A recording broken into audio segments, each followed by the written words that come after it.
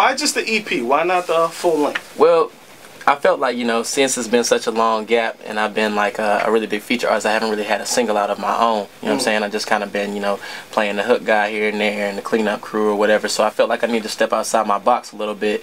And I felt like the only way to really do that the right way was to kind of give them a spoonful of what they were going to be getting. Like, you can't get people to get hip to something if they don't know what they're getting hip to. You know what I'm saying? Like, my music has changed so much since No Hands, since Marvin Gaye and Chardonnay, since Oh My, Let It Fly. Like, it's changed so much, so I felt like I needed to kind of show the people what I've been working on in the past couple months. Is it difficult to make the transition from well-known hook guy to solo artist who has to break the curve instead of working with other artists on features to becoming his own thing and being his own entity? Well, I think that as long as the hooks are still banging, I think people are still going to rock to it anyway. It's going to give me at least a chance or an opportunity to kind of show them what I need to show them. You know what I'm saying? So all I got to do is make sure I deliver and we'll be A1.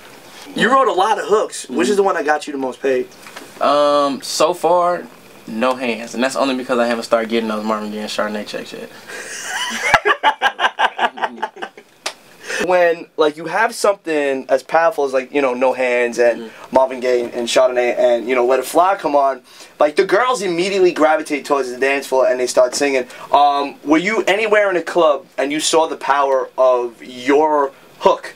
Just be like, wow, I did this. Yeah. It's crazy, man. It's I feel amazing. Feeling, man. It's a great feeling. It's really uplifting and inspiring. It makes you want to just, I mean, it makes me want to go right to the studio, like, immediately after the club and do something else. I like to go to the club in different areas that I haven't been to before. For, like, I'm from Atlanta, so our club is way different than New York clubs, which is way different than LA clubs, and I just like to go bounce around a little bit and see, you know what I'm saying, what I need to be delivering next time I go in the studio. So MTV's nominated you Breakthrough Artist of the Year. Double XL's coming, you know, freshman. Don't you think this should have happened sooner? I mean, everybody's known who you are for a long time. I don't think you're a freshman status. Absolutely. But I mean, if you're not on there, the whole thing's messed up. But when that happens, how are you gonna receive it? Like, it's like, yo, y'all been sleeping, or what's the deal? I just think it's, you know, I've always felt like I've been underrated. I've always felt like, you know, people only look at me for hooks, and that's only on some records. Not even, like, it took a long time for people to get hip to Marvin Gaye and Chardonnay. It took a long time for people to get hip to Let It Fly and Oh My and stuff like that. They had to get accustomed to my sound first. You know what I'm saying? A lot of people tell you my voice is annoying. I get that all the time on Twitter. But at the same time, that when they go to the club, they're the main ones that's, you know what I'm saying, moving or vibing to the music. So I don't really like look at it in a bad way or in a negative light or anything like that. I just kind of, you know, keep it pushing, say thank you, and just keep it moving. Yeah, man, it's funny you said that, because I was like, at first I didn't get the Kool-Aid, the Roscoe Dash Kool-Aid, and goddamn, man, let me tell you something. When I was getting thrown extra stacks when they were dancing for a couple hours, I was like, okay, I get it now, I understand it. So I was like, all right, cool, now I gotta give you respect knuckles for that one. I appreciate that. What I need to know is, what's up with the Dennis Rodman hair colors? Oh man, look, we just I've been wanting to talk about this for a long time, and I feel like this is something it's an overlooked topic. I needed something that was gonna get people talking about me, man. You know, Dennis was the same way. He wore like skirts and stuff, like wedding dresses, like crazy stuff. Yeah, I mean, but it made you talk about him, and you can't deny the fact that he was going out grabbing 20 rebounds a game, and you know he was a top rebounder and the leading defensive player. You couldn't deny that. You know what I'm saying? So I just look at it like I needed a foundation. I needed something to get people talking, even if it was in a negative light. That's just more people that I'm gonna have to put on hush mode in a minute. Now here's the thing, though. Were you ever concerned that going that route, you would just be known for that, and people would overlook what the true talent was? Absolutely. I think that happens in a lot. That's happened in a couple of different cases prior to my situation or whatever.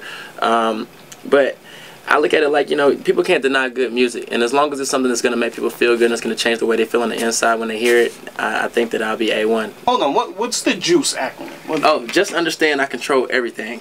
That's my acronym for JUICE. I felt like, you know, a lot of people tried to use that and tried to come off the movie or whatever, but I felt like if I put a different acronym with it, it would kind of reinvent it a little bit. Oh, you weren't gonna Soldier Boy with your picture? Oh no, I had heard about it. I ain't gonna lie. I ain't gonna say that I was oblivious to the fact that he was using that. But I just felt like, you know, it just described everything that was going on. It described my situation and my project at that particular point in time. So You guys been in contact lately? Yeah, I talked to him actually like a couple weeks ago. I ran into him at the BT Hip Hop Awards, and we kind of stayed in contact a little bit after that. Yeah, are you guys planning to do another work together, another all the way turned up? I wouldn't mind working with him, man. He's got like no matter what, it's crazy because no matter what happens with him, no matter what he does, no matter what's going on, he's still got a huge following no matter what. Like, his Twitter followers are still crazy, off the wall. It's got more than me. I can't knock it. You know what I'm saying?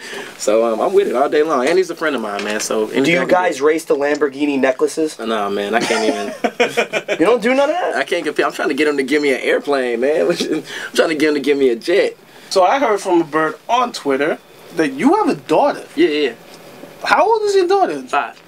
You're young, man. Yeah, you had a kid real young. So how in the world with that going on were you able to make this happen? He was singing women his music, and they would just succumb to the Velvet Jones of his voice. That's what I'm calling you from now on, Velvet Jones. Velvet Jones. Cool. Yeah.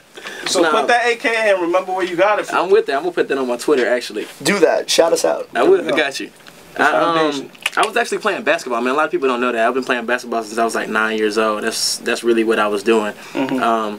That music was just something that I never stopped doing on the side. It was just something that kind of like carried me through certain situations. I found myself doing it before school, after school, when I was supposed to be doing my homework. You know what I'm saying? It just kind of took over slowly but surely.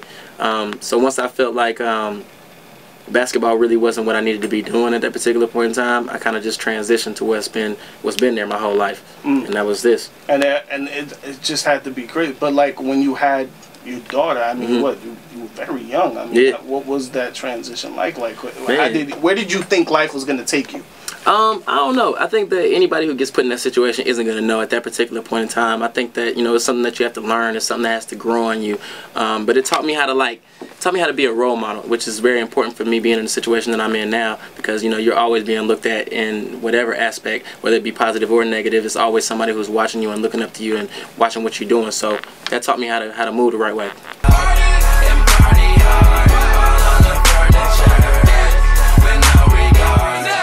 Bring me 3 more bottles. Tryna hit the road with this bad little motto. Every day we party hard, let the rain know tomorrow. We gon' take this party on into the morning.